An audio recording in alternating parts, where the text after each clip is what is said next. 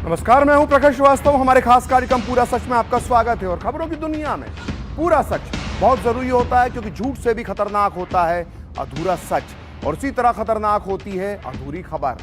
इसलिए हर खबर का पूरा सच हम आपको बताएंगे, वो भी तथ्यों, तर्कों और सबूतों के साथ। तो आइए बिना देर किए देखते हैं पूरा सच।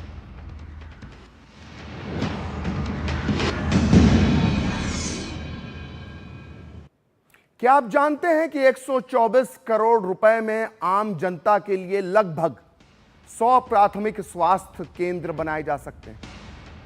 124 करोड़ रुपए से 1,24,000 लोगों के लिए डायलिसिस या फिर कैंसर की कीमोथेरेपी करवाई जा सकती है। 124 करोड़ रुपए से गरीब बच्चों के लिए सरकारी स्कूलों में 1200 मॉडर्न क्लासेस बनाई जा सकती हैं। 124 करोड़ रुपए से 1,24,000 गरीब बच्चों को 1 साल तक स्कॉलरशिप, किताबें, स्कूल की ड्रेस दी जा सकती है। 124 करोड़ रुपए से 2 लाख से अधिक घरों में नल से पीने का पानी पहुंचाया जा सकता है। 124 करोड़ रुपए से 2 लाख से ज्यादा टॉयलेट्स बनाए जा सकते हैं। 124 करोड़ रुपए से लगभग 124 किलोमीटर की पक्की ग्रामीण सड़क बनाई जा सकती है। और सोचिए, सोच कर देखिए, यह बहुमूल्य 124 करोड़ रुपए हमारे माननीय सांसदों ने संसद में हंगामा करके पानी की तरह बहा दिए। आपके और हमारे 124 करोड़ रुपए संसद के मानसून सत्र में हंगामे की भेंट चढ़ गए। इसलिए आज पूरा सच में हम आपके और हमारे 124 करोड़ रुपयों की बर्बादी का हिसाब लेंगे। तो देखते हैं पूरा सच पूरे विस्तार के साथ। तो संसद का यह मानसून सत्र कई लिहाज से खास रहा, लेकिन मानसून सत्र की ज्यादातर कार्रवाई हंगामे की भेंट चढ़ गई। 1 महीने लंबे चले सत्र के दौरान जहां दोनों सदनों में ऑपरेशन सिंदूर जैसे संवेदनशील विषय पर गंभीर चर्चा हुई, वहीं विपक्ष के हंगामे के चलते देश के अंतरिक्ष कार्यक्रम की उपलब्धियों पर विशेष चर्चा पूरी ही नहीं हो पाई। 32 दिनों तक चले सत्र के दौरान 21 बैठकें हुई और इस सत्र में लोकसभा में 14 बिल पेश किए गए और 12 बिल पास हुए, जबकि राज्यसभा में 15 बिल पास किए। और इस तरह कुल मिलाकर संसद के दोनों सत्रों में 15 बिलों को मंजूरी मिली। लेकिन इन उपलब्धियों के बीच गंभीर चिंता भी उभर कर सामने आई। जहां सत्र के दौरान विपक्षी सांसदों के हंगामे की वजह से जनहित के मुद्दे नहीं उठ सके, वहीं लोकतंत्र की गरिमा और जनप्रतिनिधियों की जिम्मेदारी पर भी सवाल खड़े हुए हैं। विपक्षी सांसद लगभग हर दिन बिहार में जारी एसआईआर के मुद्दे पर संसद के बाहर प्रदर्शन करते रहे, वहीं सदन के भीतर भी कार्रवाई नहीं चलने दी। 20 अगस्त को विपक्षी सांसदों की शर्मनाक हरकत के भी सामने आई, जब केंद्रीय गृह मंत्री अमित शाह 130वां संविधान संशोधन विधेयक 2025 समेत 3 अहम बिल पेश कर रहे थे। उस दौरान विपक्ष ने उनकी कॉपी फाड़कर कागज गृह मंत्री पर उछाल दिए। इन विधेयकों को फिलहाल जेपीसी में भेज दिया गया है और सत्र के अंतिम दिन भी दोनों सदनों में विपक्ष का जोरदार हंगामा देखने को मिला। और इसी हंगामे के बीच आज राज्यसभा ने भी ऑनलाइन गेमिंग बिल को मंजूरी दे दी है और लोकसभा स्पीकर ओम बिरला और राज्यसभा के उपसभापति हरिवंश ने सत्र के दौरान हुए गतिरोध पर गंभीर चिंता जताई, क्योंकि पूरे सत्र के दौरान लोकसभा में सिर्फ 37 घंटे और राज्यसभा में महज 41 घंटे ही कामकाज हो पाया। तो पहले आप सुनिए कि सदन को अनिश्चित काल के लिए स्थगित करने से पहले लोकसभा स्पीकर और राज्यसभा के उपसभापति ने क्या कहा। हम सब जनप्रतिनिधि के रूप में हमारे आचरण, हमारी कार्यप्रणाली को पूरा देश देखता है। जनता हमें बहुत उम्मीदों के साथ चुनकर यहाँ पर भेजती है। सहमति और असहमति होना लोकतंत्र की स्वाभाविक प्रक्रिया है, किंतु हमारा सामूहिक प्रयास होना चाहिए कि हम सदन की गरिमा को, मर्यादा को और शालीनता को बनाए रखें। माननीय सदस्य, मैंने हर माननीय सदस्य को हमेशा पर्याप्त समय, पर्याप्त अवसर दिया है। हमें प्रयास करना चाहिए कि हमारी स्वच्छ लोकतांत्रिक संस्था के अंदर अच्छी परंपराएं, अच्छी प्रॉपर्टियों को हम लागू करें। The session was regrettably marred by repeated disruptions, leading to frequent adjournments. This not only resulted in the loss of precious parliamentary time, but also deprived us the opportunity to deliberate upon several matters of public importance. Overall, the House functioned for only 41 hours and 15 minutes. The productivity of this session stood at a disappointing 38.88%, something that calls for serious introspection. तो पूरे monsoon सत्र के दौरान विपक्ष के लगातार व्यवधान के चलते लोकसभा की प्रोडक्टिविटी लगभग 31% और राज्यसभा की उत्पादकता लगभग 33% रही, क्योंकि सोची समझी रणनीति के तहत जिस तरह से संसद परिसर में नारेबाजी की गई, तख्तियां दिखाई गईं, उससे संसदीय मर्यादा को आहत किया गया है। इस सत्र में जिस प्रकार की भाषा और आचरण देखा गया, वो भी संसद की गरिमा के अनुकूल नहीं है। और इतना ही नहीं, लोकसभा अनिश्चितकाल के लिए स्थगित होने के बाद जब स्पीकर ओम बिरला ने शिष्टाचार बैठक बुलाई, तो उसमें भी लोकसभा के नेता प्रतिपक्ष राहुल गांधी समेत विपक्षी नेताओं ने हिस्सा नहीं लिया। संसदीय कार्य मंत्री किरेन रिजिजू ने बताया कि ये एक प्रथा है, लेकिन विपक्ष ने इसका भी पालन नहीं किया। हालांकि उन्होंने कहा कि मानसून सत्र देश और सरकार के लिए बहुत ही उपयोगी रहा, लेकिन विपक्ष के लिए नहीं, क्योंकि विपक्ष के नए सांसदों को बोलने का मौका ही नहीं मिला और इसके लिए विपक्ष खुद जिम्मेदार है। आप भी सुनिए उन्होंने क्या कहा। डिसएग्री करना, सजेशन देना, क्रिटिसाइज करना बिल्कुल करना है, ये लोकतंत्र का एक तरीका होता है। लेकिन देश के खिलाफ बात करके, सुप्रीम कोर्ट का खिलाफ में बयान करके, इलेक्शन कमीशन को गाली दे करके, संवैधानिक संस्थाओं को गाली दे करके आप लोकतंत्र को मजबूत नहीं कर रहे हैं, बल्कि लोकतंत्र को आप कमज़ोर कर रहे हैं। जब सत्र समाप्त होते हैं तो दल के जो नेता होते हैं वो स्पीकर के चैम्बर में जाते हैं, राज्यसभा में चेयरमैन के चैम्बर में जाकर साथ में चाय पीते हैं, कॉफ़ी भी पीते हैं और कुछ स्नैक्स वगैरह भी देते हैं। आज तो वो लोग आए नहीं, शायद शर्मिंदा होंगे कि सदन को इतना डिस्टर्ब करने के बाद स्पीकर या चेयरमैन से कैसे मिले हैं। तो संसद के मानसून सत्र का आज आखिरी दिन था। सत्र की शुरुआत 21 जुलाई से हुई थी और दोनों सदनों में ऑपरेशन सिंदूर पर चर्चा को छोड़ दिया जाए तो इस सत्र में बहुत कम कामकाज हुआ। एक महीने लंबे सत्र के दौरान लोकसभा ने 12 और राज्यसभा ने 15 विधेयक पास किए, लेकिन बार बार व्यवधान, स्थगन और बायकॉट जारी रहा। और ऐसा नहीं है कि यह पहली बार हो रहा है। हंगामे की वजह से सत्र दर सत्र और साल दर साल यही हो रहा है। हर सत्र में करोड़ों रुपए हंगामे की वजह से बर्बाद हो जाते हैं। आखिरी दिन की कार्रवाई के दौरान लोकसभा स्पीकर ओम बिरला ने बताया कि सदन में 120 घंटे की चर्चा का समय माफ कीजिएगा 120 घंटे का समय तय किया गया था, और लेकिन चर्चा सिर्फ 37 घंटे ही हो सकी और इस तरह 83 घंटे सदन के बर्बाद हो गए। संसद में जब भी चर्चा होती है तो 1 मिनट का जो खर्च है वो आम आदमी की पूरे साल भर की कमाई होती है उसके बराबर करीब करीब होता है। यहां 1 मिनट के लिए 2.5 लाख रुपए खर्च होते हैं, यानी 1 घंटे में 1.5 करोड़ रुपए से ज्यादा खर्चा आता है। यह आंकड़ा साल 2012 में पूर्व संसदीय कार्य मंत्री पवन बंसल ने दिया था। अब करीब 13 साल बाद यह खर्चा सोचिए कितना गुना बढ़ चुका है। इस खर्च में लाइव टेलीकास्ट, एयर कंडीशनिंग, कर्मचारियों का पूरा खर्च शामिल है और इस दौरान कई अतिरिक्त कर्मचारी भी लगाए जाते हैं। साथ ही सांसदों को आने जाने और बाकी भत्ते भी दिए जाते हैं। तो ये सब मिलाकर होते हैं 1 घंटे के 1.5 करोड़ रुपए। सोचिए 87 घंटे बर्बाद हो गए। मतलब इसकी वजह से देश के टैक्स पेयर के 124 करोड़ 50 लाख रुपए पानी में चले गए। सोचिए, संसद लोकतंत्र का मंदिर कहलाता है। यहां जनता की आवाज उठना चाहिए, कानून बनना चाहिए और देश की दिशा तय होना चाहिए। लेकिन अफसोस, इस सत्र का अधिकांश समय शोर शराबे और हंगामे की भेंट चढ़ गया। ना बहस हुई, ना ठोस नीति पर चर्चा हुई, ना ही जनता से जुड़े मसलों का समाधान हुआ। हर बार की तरह इस बार भी हंगामा होता रहा, नारे लगते रहे और कीमती घंटे यूं ही बर्बाद होते रहे। सवाल यह है कि आखिर इस सब का खामियाजा कौन भुगत रहा है? जवाब साफ है, आम जनता, वही जनता जिसके खून पसीने की कमाई से हमारे माननीय सांसदों की तनख्वाह, भत्ते और संसद की कार्रवाई का पूरा खर्च चलता है। जनता अब इसी दिखावे से थक चुकी है। उसे काम चाहिए, जवाबदेही चाहिए और ठोस नतीजे चाहिए।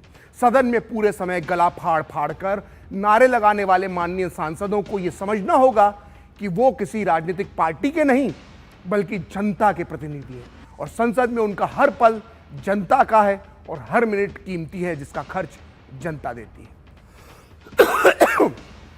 तो सत्ता पक्ष के सांसदों का कहना है कि विपक्ष ने लोकतंत्र के मंदिर को मर्यादा विहीन बनाने का काम किया है। बीजेपी सांसदों ने सत्र के दौरान विपक्ष के हंगामे पर निराशा जताई।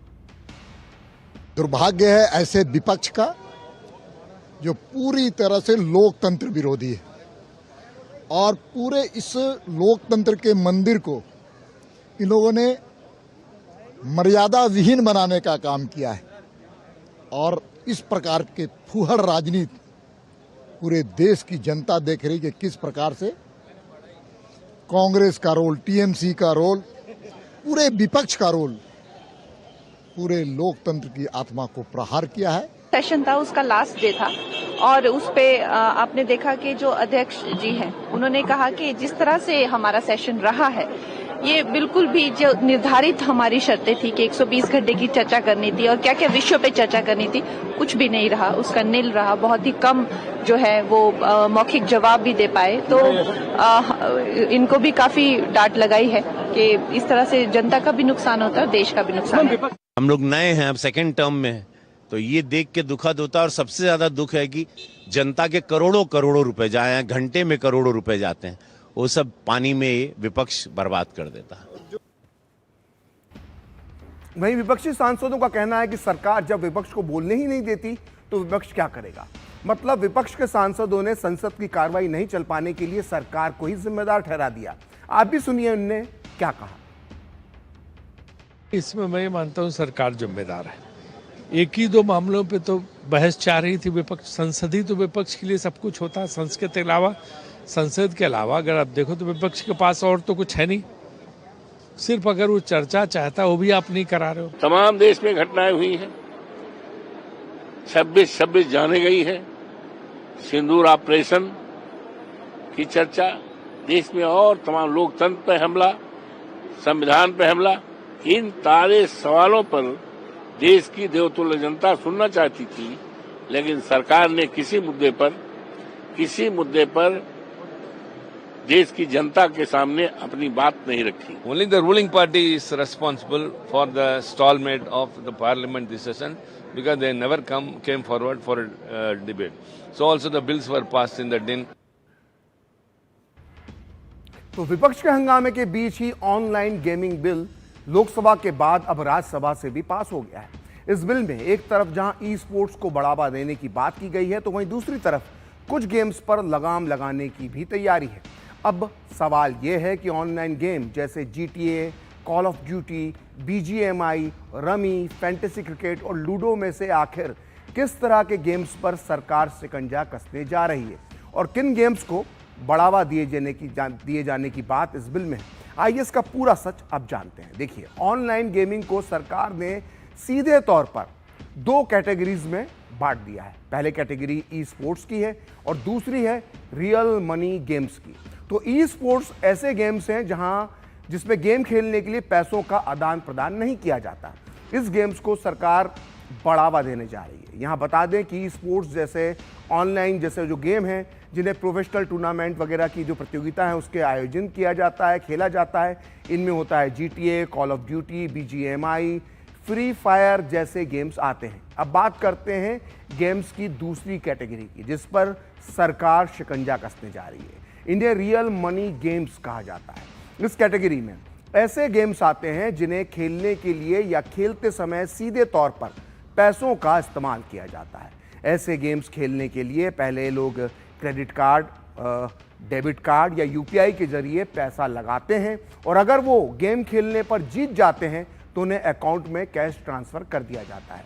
भारत में इस तरह के कई गेम्स धड़ल्ले से चल रहे हैं और इन गेमिंग प्लेटफॉर्म की लाखों करोड़ रुपए की इंडस्ट्री है। रियल मनी गेम्स में रमी, फैंटेसी क्रिकेट और लूडो जैसे गेम आते हैं और ये बिल इसलिए भी खास है क्योंकि गेमिंग सेक्टर से सरकार को हर साल 20,000 करोड़ रुपए टैक्स के रूप में मिलते हैं, ऐसा अनुमान है। और पिछले कुछ समय से गेमिंग से जुड़े करीब 400 स्टार्टअप भारत में शुरू हुए हैं। इसमें 25,000 करोड़ रुपए का फॉरेन डायरेक्ट इन्वेस्टमेंट आया है।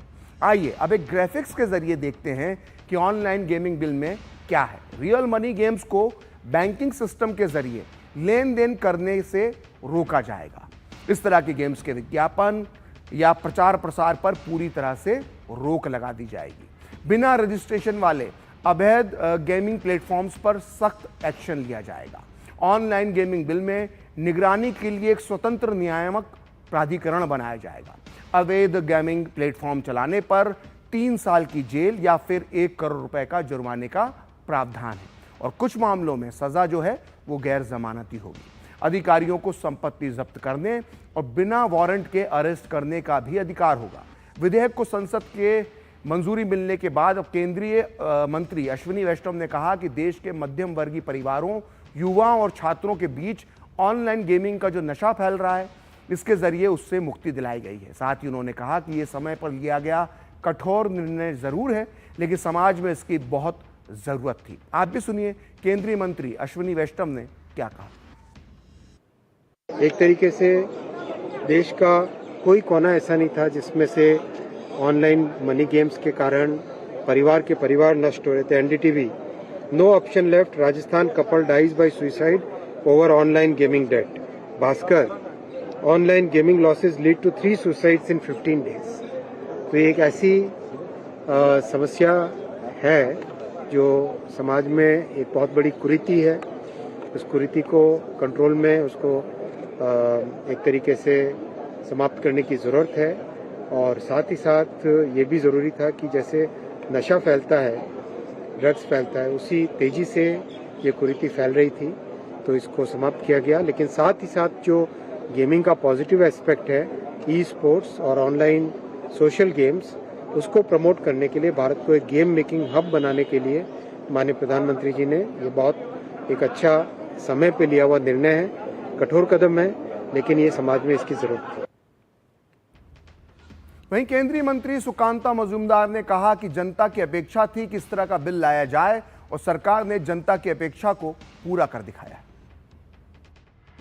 मुझे लगता है कि इससे जो युवाओं में इस तरीके की जुआ बोले या लॉटरी जैसा चीज़ है, ये गेमिंग में पैसा खोना, और जिस तरीके से सुसाइड हो रहा था, किसी ने क्या आज आदरणीय मंत्री जी ने ये उल्लेख किया कि अपने पेरेंट्स की कैंसर की ट्रीटमेंट की पैसा खो दिया किसी ने और वो मारे गए, स्वाभाविक है, या उनका ट्रीटमेंट नहीं हुआ। तो इस तरीके की प्रॉब्लम से देश के आने वाले समय में युवाओं को बचाने का बिल था, बहुत ही महत्वपूर्ण बिल था। मुझे तो लगता है कि मैं इस बिल को एक्सपेक्टेड बिल बोलूँगा कि जनता इसके लिए एक्सपेक्ट कर रही थी ऐसा बिल सरकार लाए। तो सरकार का ये कदम डिजिटल युग में सुरक्षित और जिम्मेदार गेमिंग को बढ़ावा देने की दिशा में एक महत्वपूर्ण प्रयास है, इसलिए सरकार के इस कदम का जनता भी स्वागत कर रही है। लोगों का कहना है कि ये बिल बच्चों को गेमिंग की लत से बचाने में मदद करेगा और साथ ही कई परिवारों को आर्थिक नुकसान से भी बचाएगा। आइए सुनते हैं जनता की राय। सरकार के इस बिल पास होने से हमें बेहद ही खुशी है कि आने वाला युवा, जो बच्चे सब बिगड़ रहे थे, आज वो सही दिशा पे मार्गदर्शन करेंगे। सरकार ने ये बिल पास करके बहुत अच्छा किया है। जो भारत सरकार ने लोकसभा में ये जो बिल पास किया है, मेरे हिसाब से शुभ संकेत है, लेकिन अभी इसमें बहुत काम करना बाकी है। सरकार का ये निश्चित ही एक अच्छा प्रयास है, क्योंकि कहीं ना कहीं एक हमारा एक बड़ा यूथ तबका, एक बड़ा युवा वर्ग जो था इन गेमों की तरफ जुड़ रहा था। इस तरह के गेम्स जुए जैसी प्रवृत्ति को आगे बढ़ाते हैं, बढ़ावा देते हैं, इसलिए इस तरह के जो गेम्स है उन पर रोक लगना बहुत लाजमी है, बहुत जरूरी है, बहुत आवश्यक है। हम नौजवानों की तरफ को उंगली उठाते रहते हैं, जब देखो नौजवान, अरे नौजवान नहीं, वृद्ध लोग भी इससे जुड़े हुए थे, लेकिन अब ऐसे ना जुड़े। हाँ, सरकार से मेरा इतना जरूर निवेदन है, सरकार को जो शिक्षाप्रद बातें हैं उनको सामने लाके रखना चाहिए। तो पूरा सच में वक्त है ब्रेक का, और ब्रेक के बाद बताएंगे करप्शन पर वार, फिर भी विपक्ष क्यों नहीं है तैयार।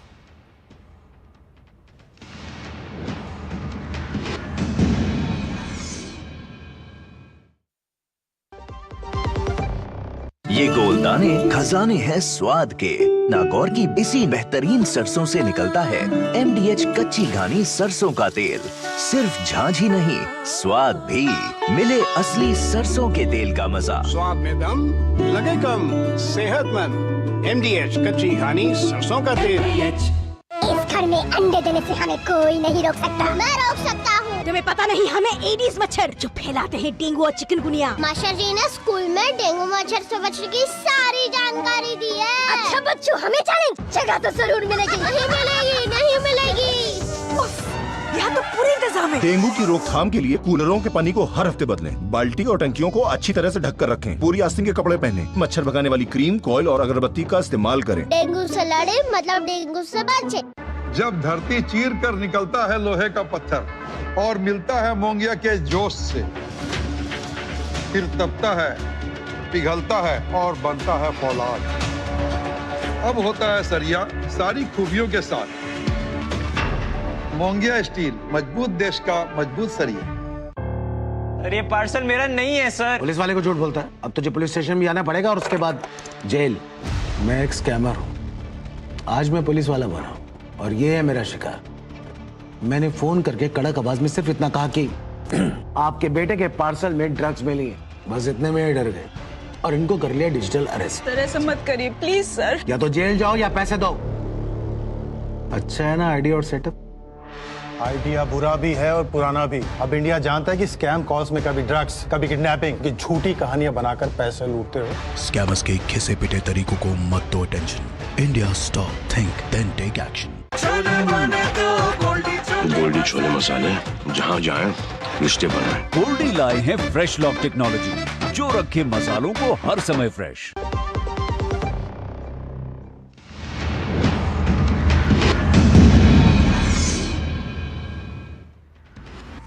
तो ब्रेक के बाद पूरा सच में आपका फिर से स्वागत है। और मानसून सत्र के दौरान जिन 3 विधेयकों पर सबसे ज्यादा हंगामा हुआ है, उन विधेयकों में प्रावधान किया गया है कि प्रधानमंत्री, मुख्यमंत्री या किसी भी मंत्री को गिरफ्तारी या 30 दिन तक हिरासत में रहने पर अपना पद छोड़ना होगा। शर्त यह है कि जिस अपराध के लिए हिरासत या गिरफ्तारी हुई है उसमें 5 साल या उससे ज्यादा की सजा का प्रावधान हो।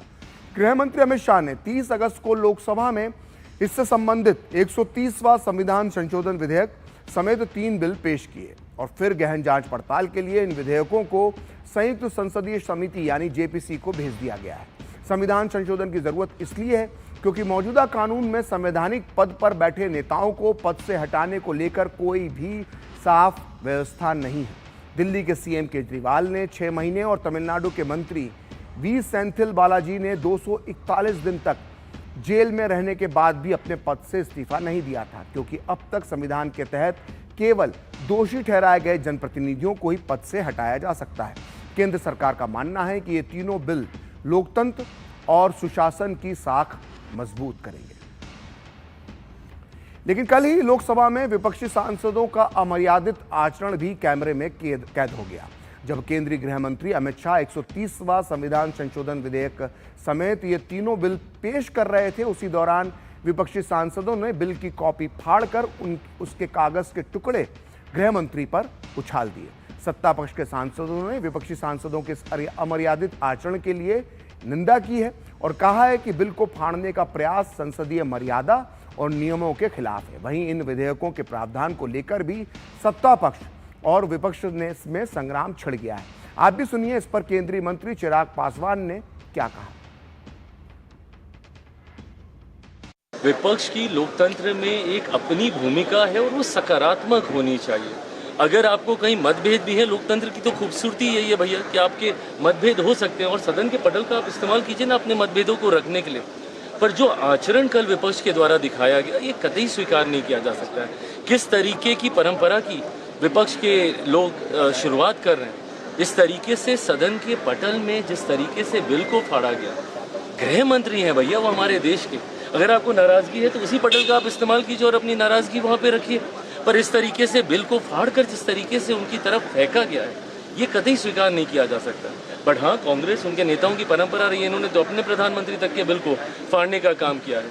तो ऐसे में यहाँ पर बिल फाड़ रहे हैं तो ये इनकी कार्यशैली का हिस्सा रहा है। बट लोकतंत्र की मर्यादा को कहीं ना कहीं ये गिराने का कार्य कर रहा है, इसकी निंदा की। तो आज पूरा सच में इतना ही। कल फिर होगी आपसे मुलाकात अपने इस खास कार्यक्रम पूरा सच में किसी और सियासी मुद्दे की पड़ताल के साथ। तो मुझे और मेरी पूरी टीम को दीजिए अनुमति। नमस्कार।